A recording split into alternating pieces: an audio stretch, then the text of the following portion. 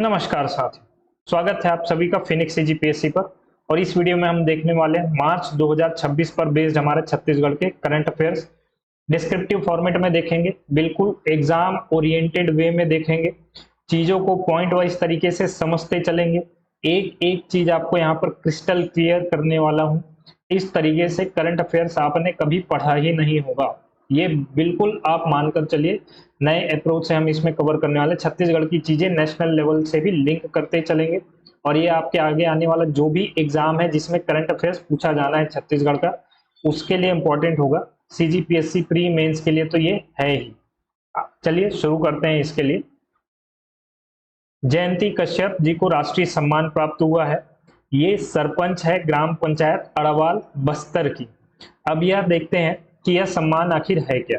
तो इन्होंने काम क्या किया है, पंचायत नेत्री अभियान के तहत अपने गांव में कई उत्कृष्ट कार्य किए हैं, स्वच्छता जागरूकता इन्होंने लाया है और कई सामाजिक योजनाओं का प्रभावी क्रियान्वयन किया है।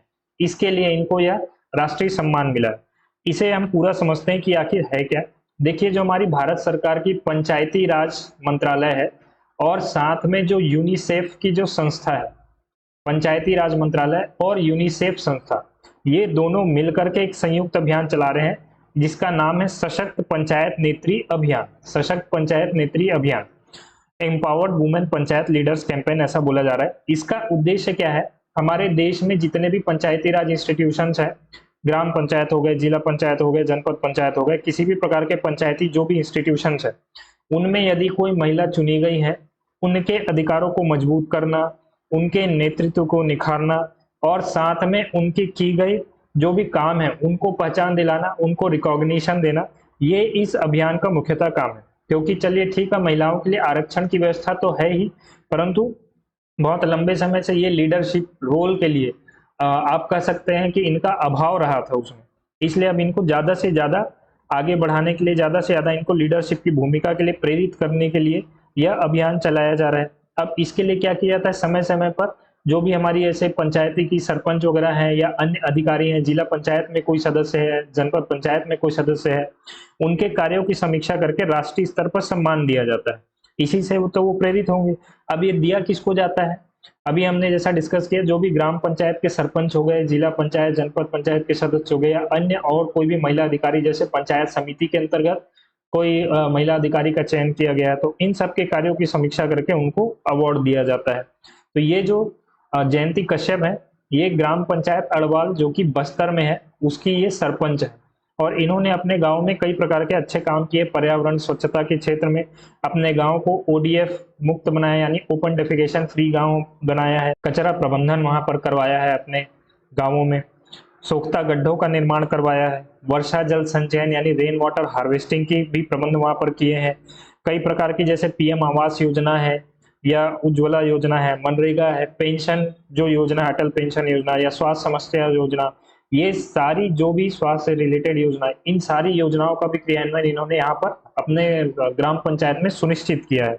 तो इसीलिए इनको राष्ट्रीय स्तर पर सम्मान प्रदान किया गया। तो ये आप बिल्कुल याद रखेंगे, जयंती कश्यप जी को राष्ट्रीय सम्मान प्राप्त हुआ। नेक्स्ट देखते हैं, पुलिस कर्मियों को रजत जयंती पदक मिला है। क्योंकि छत्तीसगढ़ को राज्य बने अब 25 साल हो चुके हैं, इसलिए अब क्या किया गया है, छत्तीसगढ़ पुलिस के लिए एक नया पदक जो है उसे स्थापित किया गया है। तो राज्य में जो पिछले 25 साल से पदस्थ पुलिस कर्मी हैं जो कि बेदाग हैं, उनको यह रजत जयंती पदक जो है वह दिया जाएगा। तो यह आकृति पदक की कैसी होगी, देखिए इस प्रकार की होगी। पहला तो यह है कि एक सिल्वर पदक होगा, चांदी, ठीक। इसके जो अग्रभाग है उसमें साल वृक्ष होगा, छत्तीसगढ़ पुलिस ऐसा लिखा होगा। और जो पृष्ठ भाग है उसमें ऐसा पहाड़ी मैना जो कि हमारी राजकीय पक्षी है उसका यहाँ पर चित्र बना होगा। तो पदक की आकृति गोल होगी, रंग सिल्वर होगा, आगे के भाग में साल वृक्ष बना होगा और पीछे के भाग में पहाड़ी मैना का यहाँ पर चित्र बना होगा। तो जिन्होंने 25 साल, यहाँ पर आपको याद रखना है, जो 25 साल अपने पुलिस सेवा पूरी कर चुके हैं उनको यह पदक से नवाजा जाएगा। 25 साल क्या है, देखिए इतने लंबे समय तक पुलिस सर्विस में टिके रहना फिजिकली मेंटली चैलेंजिंग होता है, टायरिंग होता है। तो एक प्रकार से इनकी सेवा को रिकॉग्नाइज करने के लिए यह रजत जयंती पदक जो है प्रदान किया जाएगा। छत्तीसगढ़ में क्लाउड फर्स्ट नीति लाई गई है। छत्तीसगढ़ सरकार द्वारा इसको मंजूरी दी गई है 4 फरवरी 2026 को। फरवरी 2026 में ही इसकी क्लाउड फर्स्ट नीति को मंजूरी दी गई थी। अब क्या होगा, सरकारी विभाग जो हैं, सरकारी संस्थाएं हैं, वो क्लाउड सेवा का उपयोग करेंगे जो कि गवर्नमेंट ऑफ इंडिया द्वारा अनुमोदित होगी। इसमें हमको एक दो चीज ये समझनी है, क्लाउड फर्स्ट नीति का आखिर मतलब क्या है।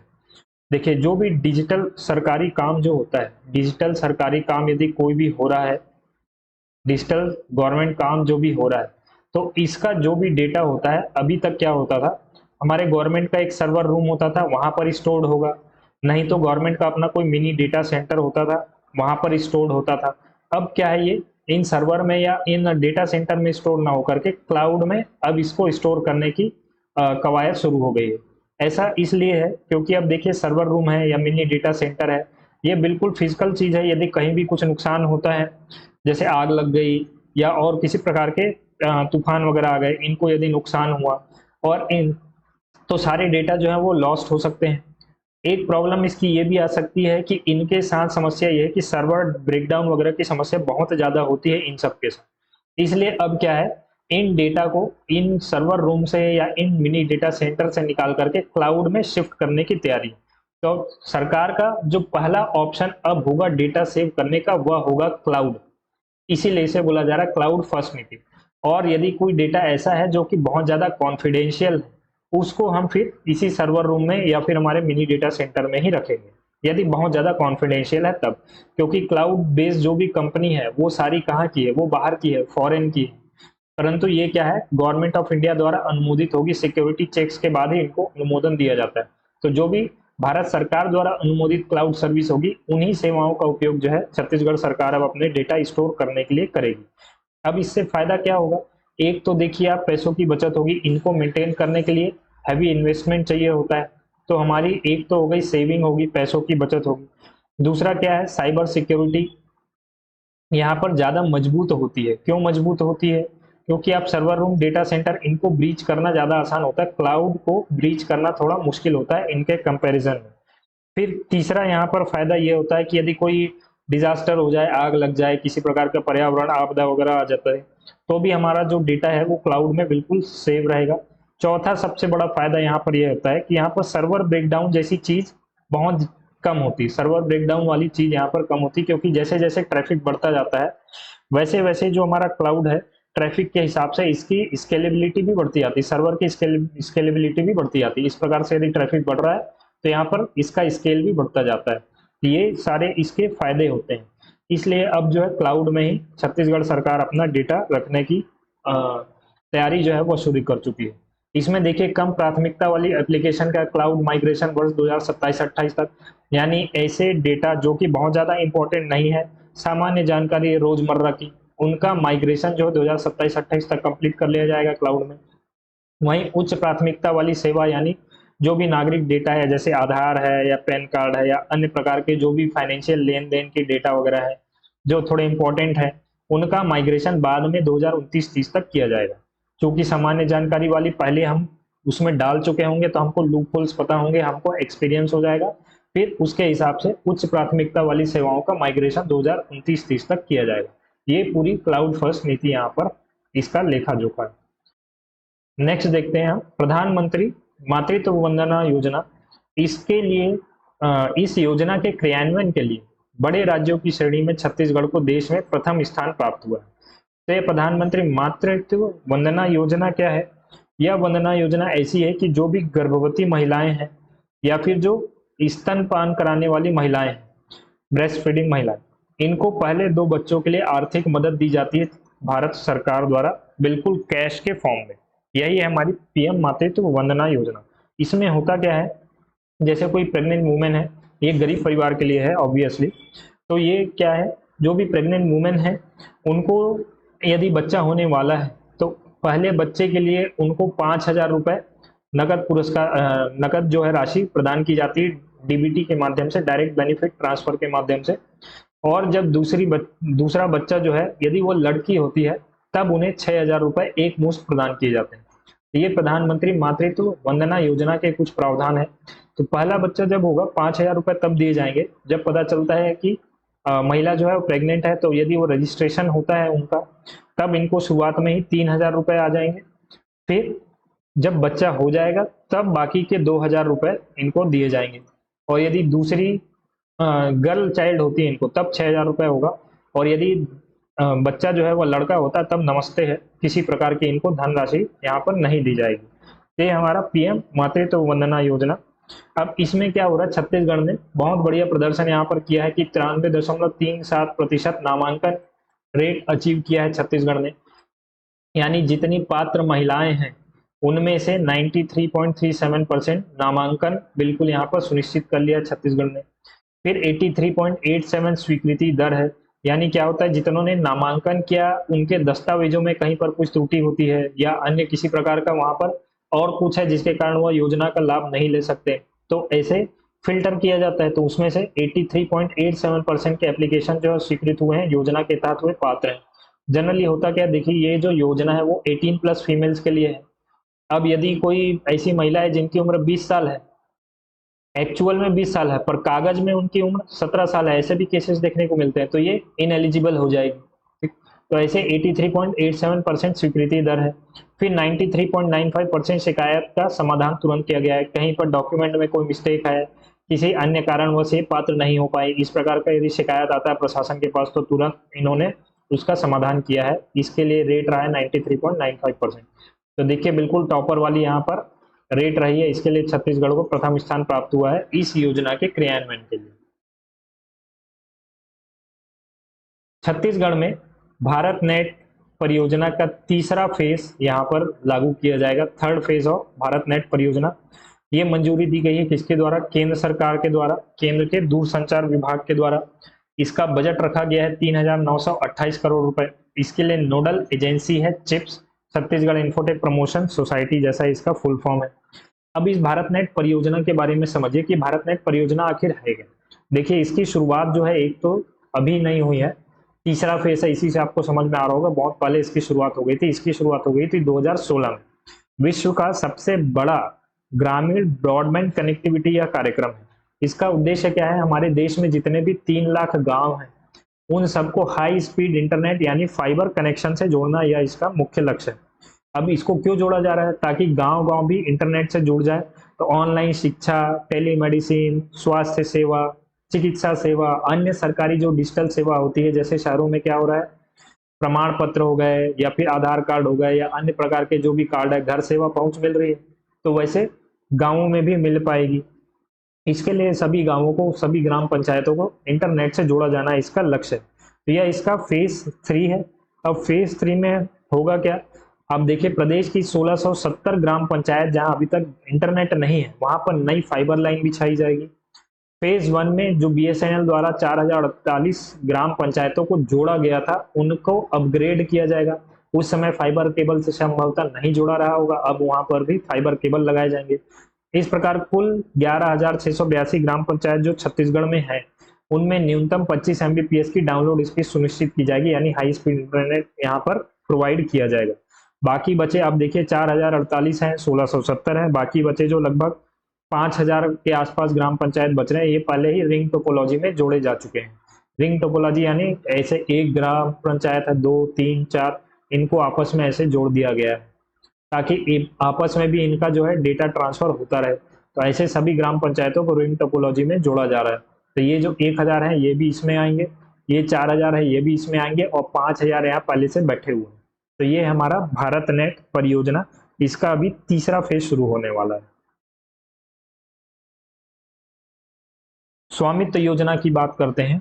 देखिए स्वामित्व योजना यदि नेशनल लेवल पर हम बात करें तो इसकी शुरुआत 2020 में ही हो गई थी, परंतु उस समय क्या छत्तीसगढ़ में अपोजिशन की गवर्नमेंट थी, यानी दूसरी पार्टी की गवर्नमेंट थी यहाँ पर, तो वो यह योजना यहाँ पर लागू नहीं होती। और छत्तीसगढ़ में जो शुरुआत हुई है वह 2024 में इसकी शुरुआत हुई है, दिसंबर 2024 में।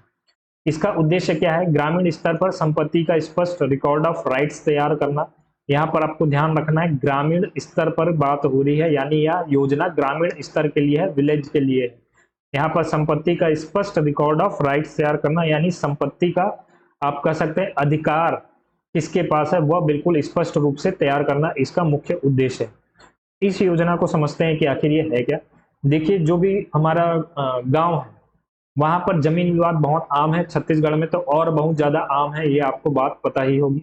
अब ये विवाद जनरली होते क्यों है, एक तो देखिए जो खेत है उसके रिकॉर्ड तो चलिए पटवारी के पास मिल जाते हैं, बाकी और अदर जो जमीन होती है हमारे पास, जैसे घर के भी हो गए या फिर और अदर जमीन हो गए, उनका हमारे पास कोई पक्का कागज नहीं होता है, दस्तावेज वगैरह की कमी होती है, नक्शा नहीं होना, भूमि का रिकॉर्ड नहीं होना, ये सब समस्याएं जो है बहुत ज्यादा आम है। इसीलिए आप देखोगे भाई भाई में विवाद चलता है, या एक घर के साथ दूसरी पड़ोसी का विवाद बहुत ज्यादा चल जाता है, सीमा विवाद चलते रहता है। इन सब का निपटारा यदि ऐसे कागज ना हो तो फिर मुश्किल हो जाती है। फिर घर को आप कह सकते हैं बेचना मुश्किल है, इसको गिरवी रख करके लोन उठाना मुश्किल है। इस प्रकार की चीजें यहाँ पर सारी समस्याएं जो है वो सामने आती है। तो ऐसी जो भी समस्याएं गांवों में है, उनको जड़ से खत्म करने के लिए, पूरी तरीके से निपटाने के लिए स्वामित्व योजना यहाँ पर लाई गई है। अब स्वामित्व योजना में किया क्या जाएगा?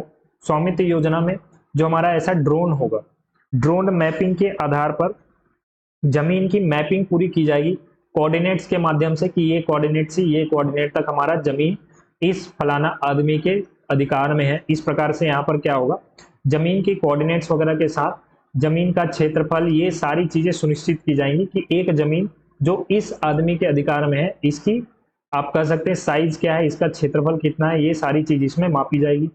फिर जा करके ग्राउंड लेवल पर इंस्पेक्शन करके इसका सत्यापन किया जाएगा। घर वाले से भी पूरा दावा आपत्ति वगैरह साइन करवा लिया जाएगा कि हाँ भाई ऐसा ही है, हमारी कोई परेशानी इस प्रकार की नहीं है।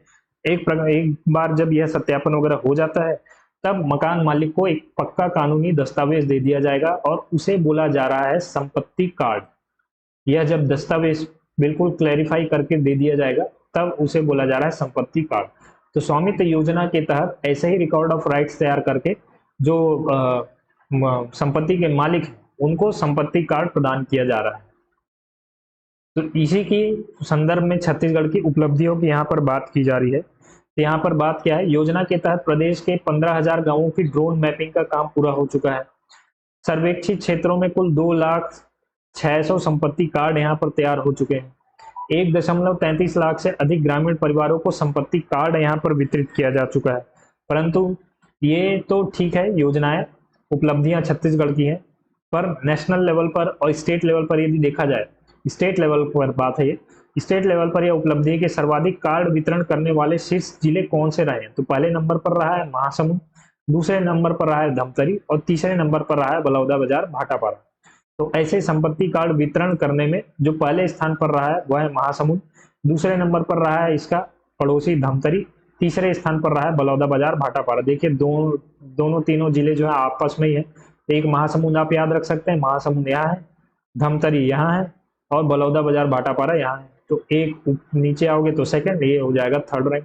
तो इस प्रकार से यहाँ पर संपत्ति कार्ड जो है बांटे जा रहे हैं और इसके लिए बिल्कुल डिजिटल तकनीक यहाँ पर यूज की जा रही है, डिजिटल रिकॉर्ड भी तैयार किया जा रहा है। इसको हम क्या है ऐप वगैरह में फिर सुनिश्चित भी रखेंगे, तो हमको जमीन विवाद नहीं होगा। कभी भी दो पड़ोसियों के बीच में यदि जमीन विवाद होता है, सीमा विवाद वगैरह होते हैं, तो तुरंत ऑफिस से हमको पता चल जाएगा कि हाँ भाई इस कोऑर्डिनेट से इस कोऑर्डिनेट तक या इस क्षेत्रफल के जो भी जमीन है इसके नाम पर है और इतना इसके नाम पर, तो जमीन विवाद आसानी से सुलझा लिया जाएगा। दूसरा यह है कि कोई फर्जी आंकड़े दिखा करके यदि पंचायत टैक्स वगैरह, संपत्ति टैक्स वगैरह जो प्रॉपर्टी टैक्स लगता है, उसमें यदि कोई चोरी कर रहा है तो वह भी इससे बच नहीं पाएगा, पंचायत को और अधिक आमदनी हो पाएगी। इस प्रकार के अपने कई प्रकार के इसमें फायदे हैं। तो यह है हमारा स्वामित्व योजना। इसमें आपको मुख्यतः याद रखना है ग्रामीण स्तर पर है ये शहरी स्तर पर नहीं। शहरी स्तर के लिए अलग योजना चल रही है, नक्शा परियोजना छत्तीसगढ़ में, उसकी भी हम बात करेंगे बाद में। तो यह ग्रामीण स्तर की बात है स्वामित्व योजना। नेक्स्ट हम देखते हैं समाधान योजना। छत्तीसगढ़ सरकार द्वारा अपने टाइप की एक नई योजना लाई गई है। 12 मार्च 2026 को इसको मंजूरी दी गई है, यानी उसी दिन से यह शुरू हुआ है। इसका उद्देश्य क्या है? जो योजना राज्य के 28 लाख से अधिक घरेलू यानी बीपीएल और सामान्य यानी दोनों प्रकार के कस्टमर्स के लिए, दोनों प्रकार के उपभोक्ताओं के लिए, बीपीएल तथा सामान्य और साथ में कृषि उपभोक्ताओं के लिए भी यह लागू है। यानी यह जो योजना है, राज्य के 28 लाख से अधिक उपभोक्ता जो कि बीपीएल है यानी बिलो पॉवर्टी लाइन है, सामान्य परिवारों से आते हैं या कृषि उपभोक्ता है, इन सब के लिए यह योजना लागू हो रही है। इसका उद्देश्य क्या है? जो लंबे समय से यदि इनका बिजली बिल बकाया है तो वैसे उपभोक्ताओं को सरचार्ज में विशेष छूट प्रदान करके बकाया राशि निराकरण का अवसर देना है। क्या है, लंबे समय तक यदि किसी का बिजली बिल बकाया हो तो उस पर सरचार्ज लगते रहता है। जैसे 100 रुपए है, आपने 4 माह बाद जाना शुरू किया तो यहाँ पर क्या लगेगा, आपको फाइन लगेगा 20 रुपये सपोज लगा, आपको बिल पटाना होगा 120 रुपये, तो ये जो 20 रुपये सरचार्ज कहलाता है। तो ऐसे जिसका लंबे समय से बिजली बिल भुगतान नहीं हुआ है उनको सरचार्ज लगता आया है, इसलिए वो और बिल पे नहीं करे, तो अब उनको मौका है कि ये सरचार्ज जो है बिल्कुल माफ कर दिया जाएगा, केवल बिजली बिल आप यहाँ पर अपना पे कर दो। इसके लिए प्रावधान क्या है, देखिए सरचार्ज माफी, बकाया बिजली बिल भुगतान करने पर ये अधिभार जो है सरचार्ज में 100% छूट है।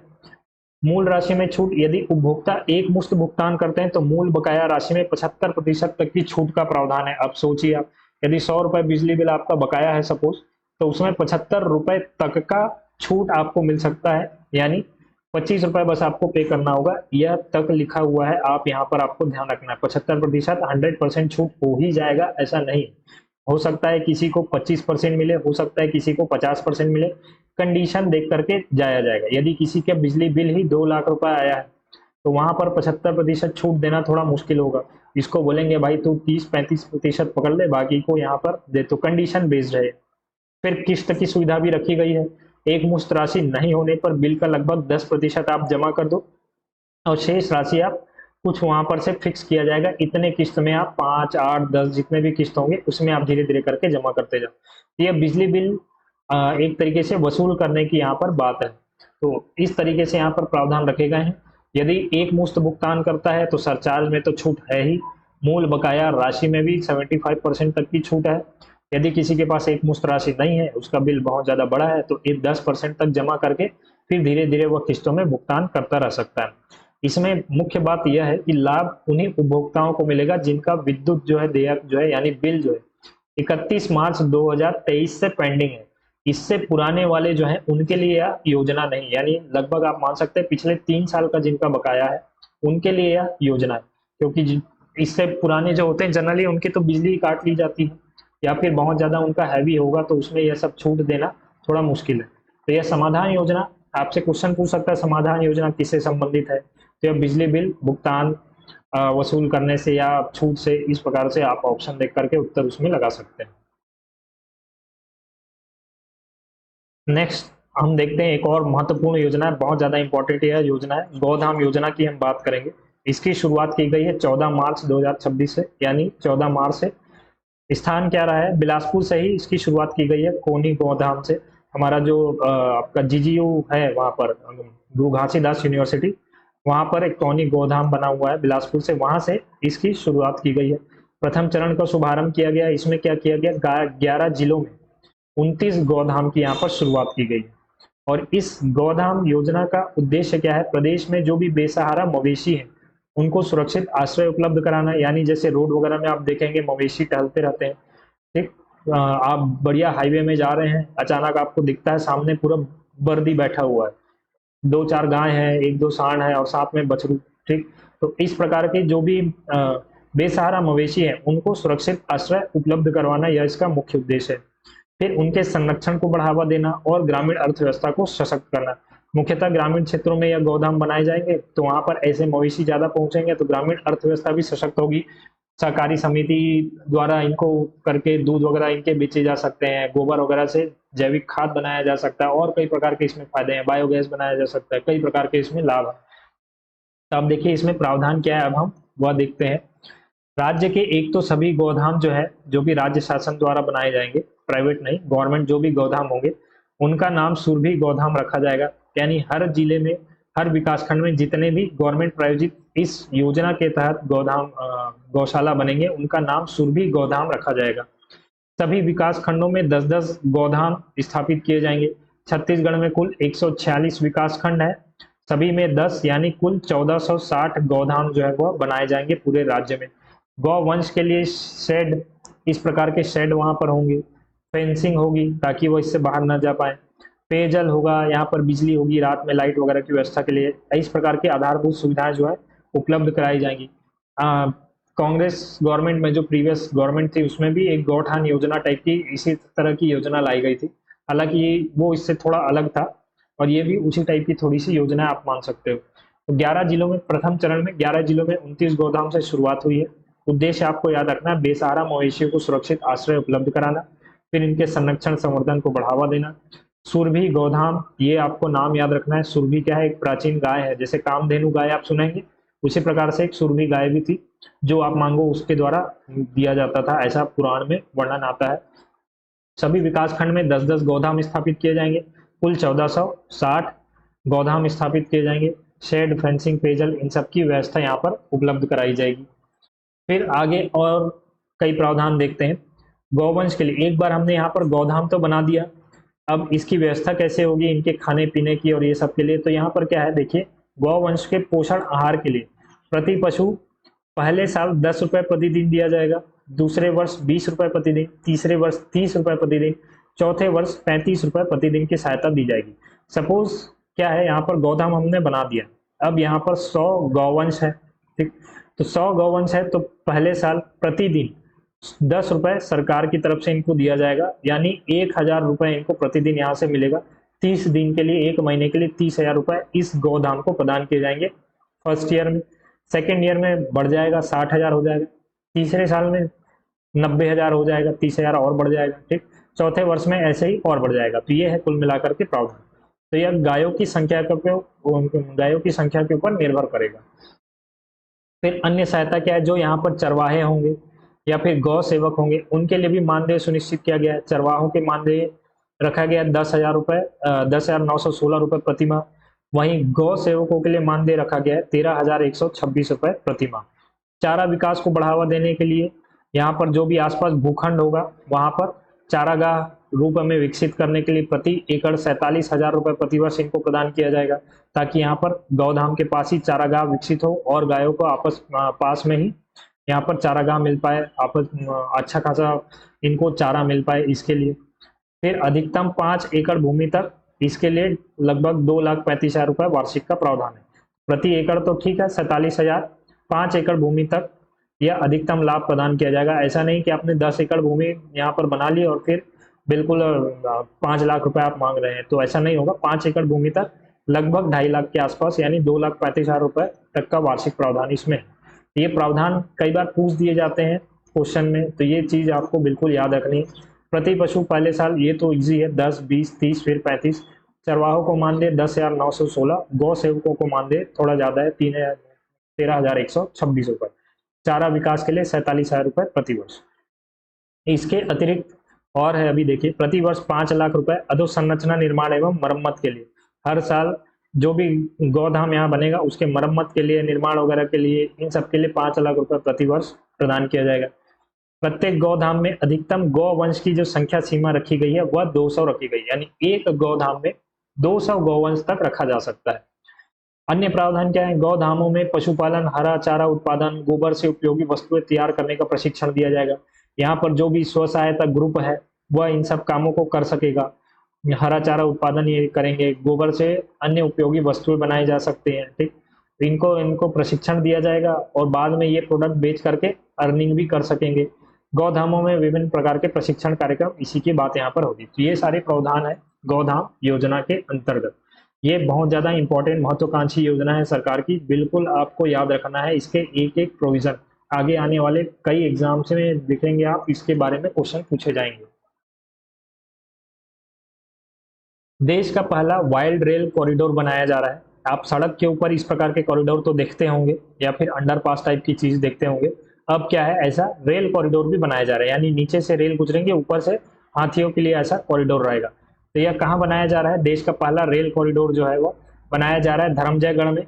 यह सेंट्रल गवर्नमेंट की रेलवे मिनिस्ट्री यानी रेल मंत्रालय द्वारा ही बनाया जा रहा है, छत्तीसगढ़ सरकार द्वारा नहीं, रेलवे द्वारा ही यह बनाया जा रहा है। धर्मजयगढ़ यानी रायगढ़ जिला, रायगढ़ में इसका निर्माण किया जा रहा है। इसका उद्देश्य क्या है, हाथी और अन्य वन्य प्राणियों को रेल दुर्घटनाओं से बचाना। मुख्यतः ये टारगेटेड है हाथियों पर ही। कई बार ये रेलवे ट्रैक पर आ जाते हैं और टकरा करके फिर ट्रेन से जब इनकी टक्कर होती है तो दम तोड़ देते हैं। इसके लिए इनको, हाथियों को बचाने के लिए ऐसा वाइल्ड कॉरिडोर बनाया जा रहा है।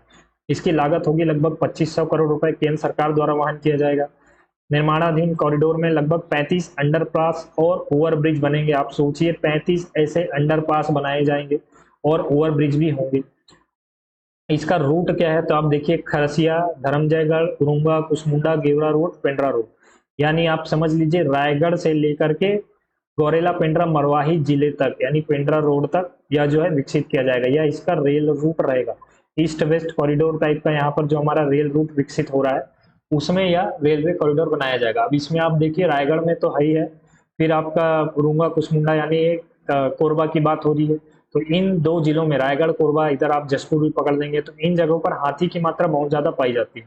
तो मुख्यतः यही जगह टारगेटेड है, यहाँ से इनको हाथियों को बचाना, इसके लिए यह कॉरिडोर बनाया जा रहा है जिसमें कुल 35 अंडरपास और ओवरब्रिज होंगे।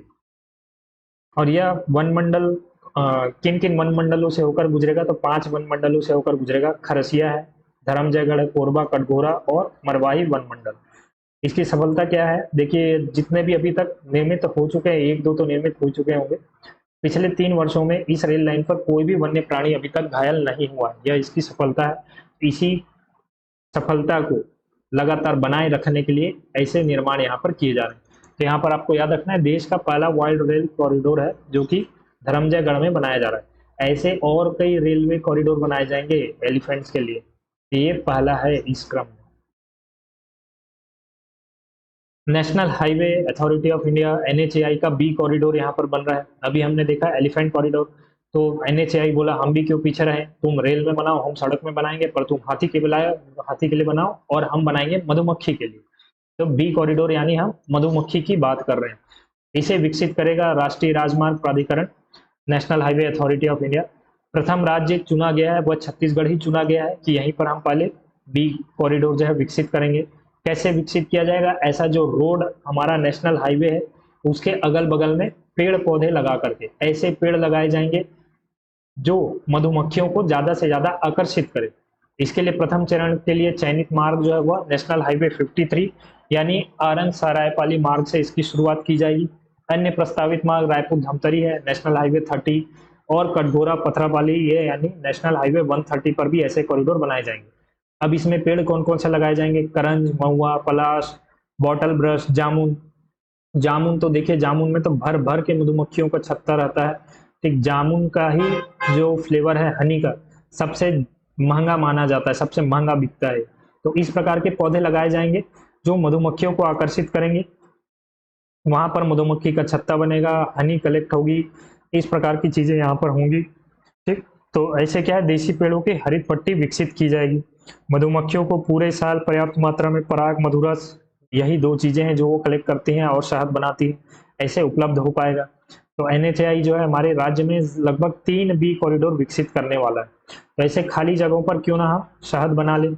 वैसे ही फूड अडल्ट्रेशन आप जानते होंगे, खाने में मिलावट बहुत ज्यादा आजकल बढ़ गई है।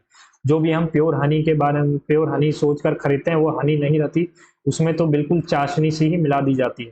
प्योर इसमें हनी मुश्किल से 1-2% रहता होगा, इतने तो हनी बन ही नहीं रहे जितने यहाँ पर बिक रहे हैं, ठीक। तो ये उसका एक समस्या का समाधान हो सकता है यदि इसे अच्छे तरीके से इम्प्लीमेंट किया जाए। यहाँ पर आपको मुख्यतः ध्यान रखना, बी कॉरिडोर आरंग सरायपाली मार्ग से इसकी शुरुआत हो रही है और बना कौन रहा है इसे, राष्ट्रीय राजमार्ग प्राधिकरण यानी national highway authority of India. Khelo India tribal games के बारे में देखते हैं। इसका आयोजन 25 मार्च से 6 अप्रैल तक किया जाना है। यह इसका प्रथम संस्करण होगा, first version of Khelo India tribal games. Khelo India games के तर्ज पर ही है खेलो इंडिया ट्राइबल गेम्स है। इसका आयोजन छत्तीसगढ़ में हो रहा है। 3 शहरों में खेलों का आयोजन होगा, रायपुर, सरगुजा और बस्तर यानी जगदलपुर।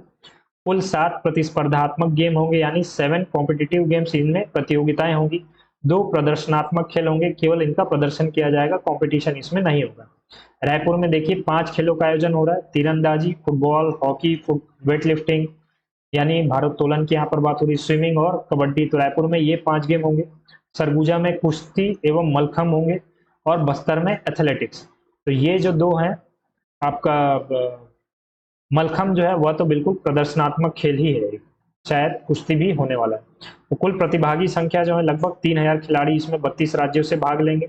छत्तीसगढ़ के कुल 164 खिलाड़ी इसमें भाग लेने वाले हैं, 86 पुरुष और 78 महिला। राज्य को पहला स्वर्ण पदक, चूंकि यह कॉम्पिटिशन शुरू हो चुका है तो इसके स्वर्ण पदक जो पहला छत्तीसगढ़ को जिसने दिलाया है उनका नाम है निकिता।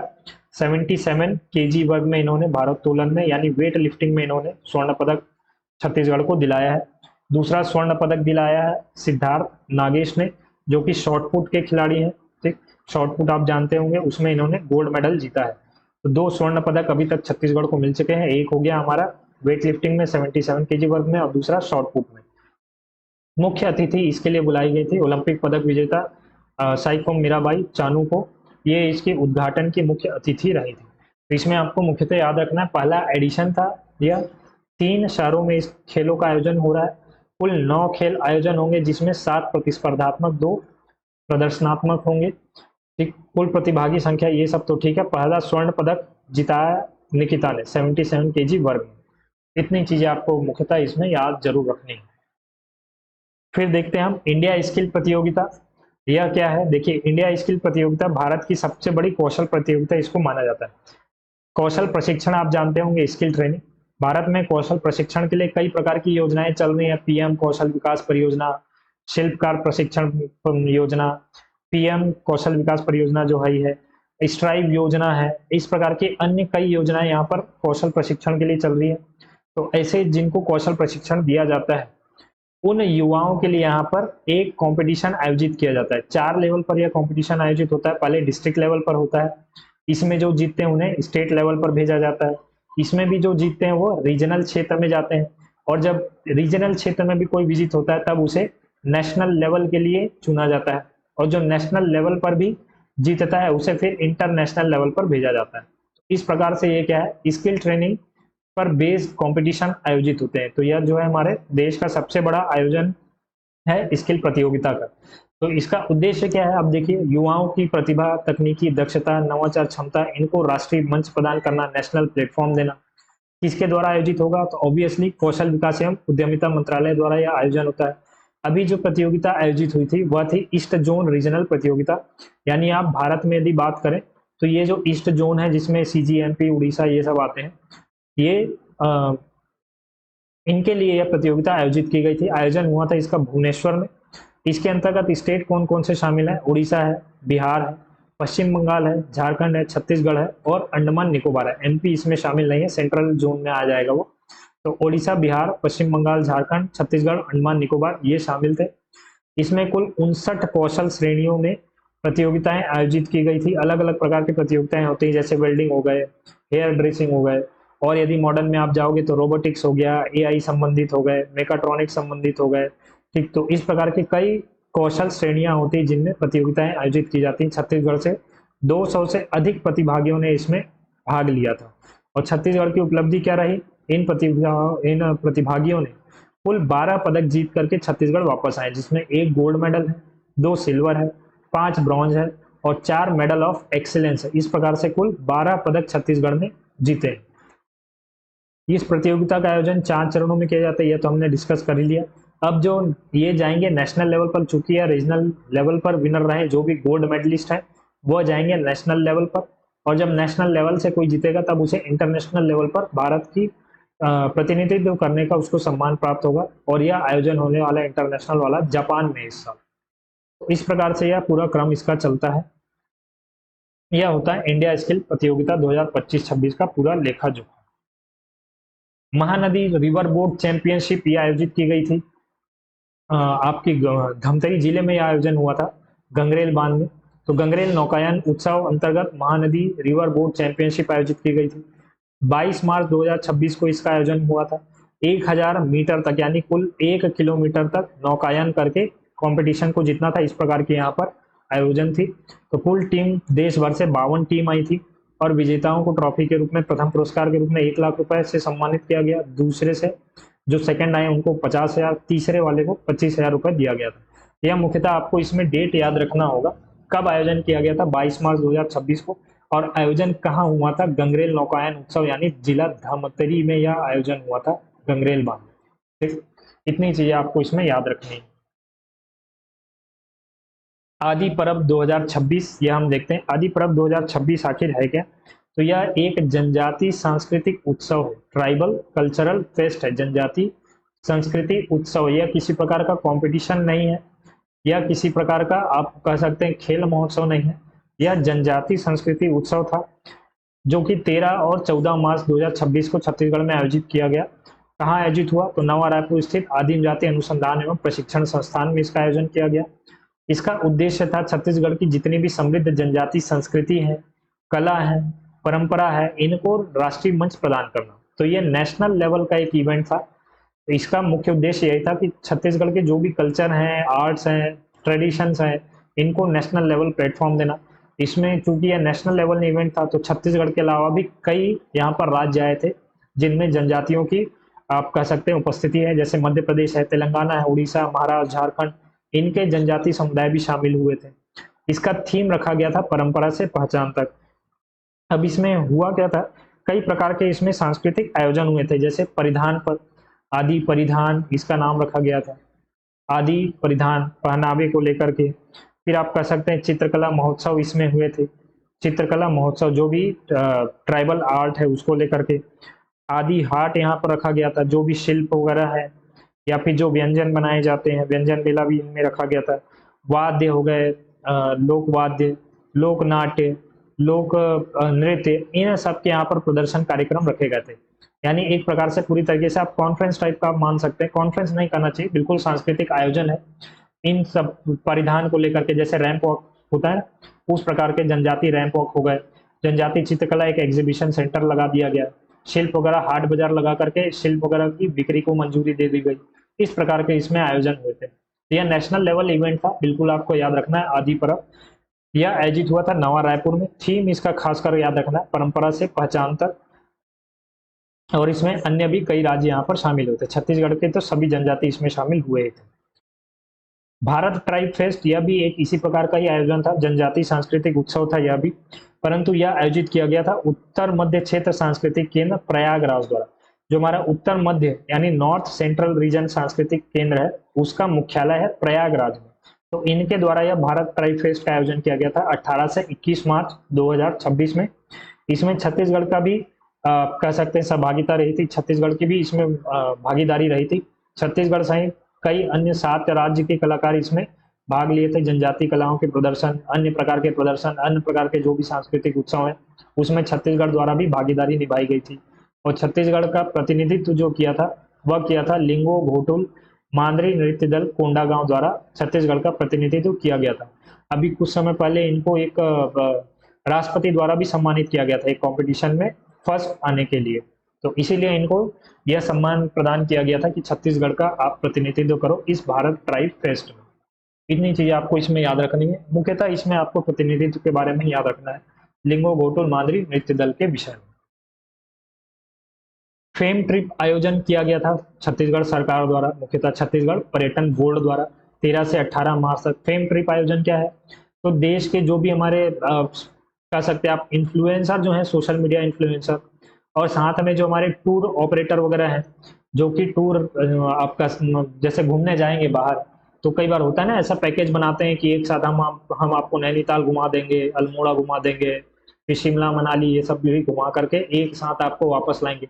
वैसे टूर ऑपरेटर ट्रेवल एजेंट्स जो हैं इनको राज्य के छत्तीसगढ़ के कई पर्यटन स्थलों का भ्रमण कराया जा रहा है ताकि ये छत्तीसगढ़ के लिए भी ऐसा पैकेज वगैरह अनाउंस कर सके अपने अपने राज्यों में और छत्तीसगढ़ के पर्यटन को बढ़ावा मिले।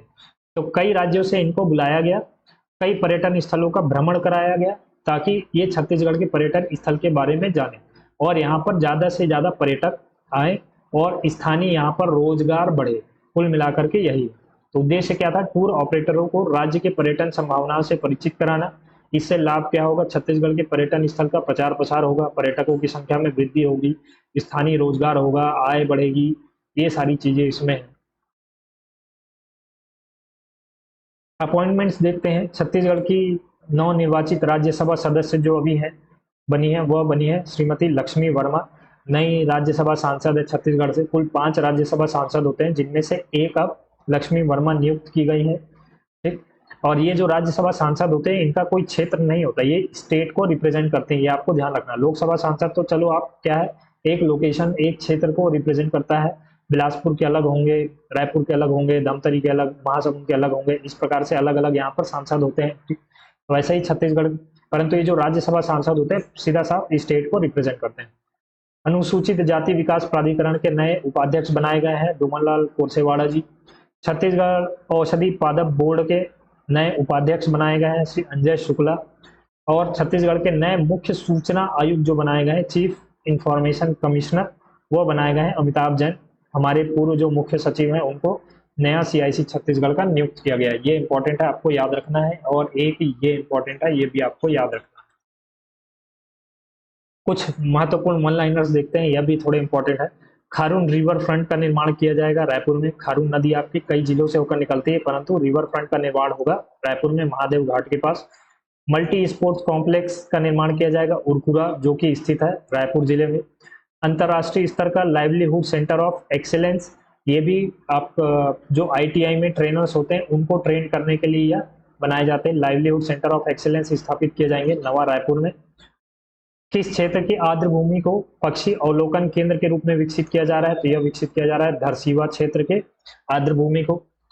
किस वन्य जीव अभ्यारण्य में काले हिरणों का संरक्षण हो रहा है? तो वह हो रहा है बारनवापारा, जो कि आपका जिला बलौदा बाजार भाटापारा में है। इको टूरिज्म स्थलों में शामिल होने वाला ठेमली आइलैंड स्थित है।